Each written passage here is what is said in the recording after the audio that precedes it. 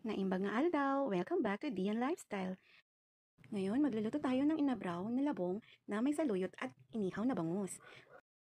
Maghiwa lang ng kamatis. Sa kaserola, ilagay na ang inihaw na bangus.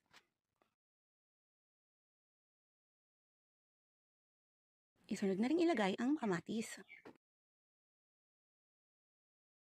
Ilagay na ang isang basong tubig. Pakuluan lang ito ng 5 minuto para lumasa ang inihaw na bangus sa sabaw. Isunod na rin ang paglagay ng bagoong.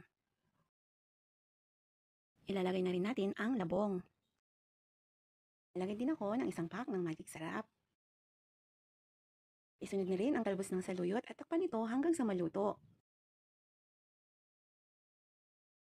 Ready na ang ating inabraw. Mangan pa yon. Thank you for watching.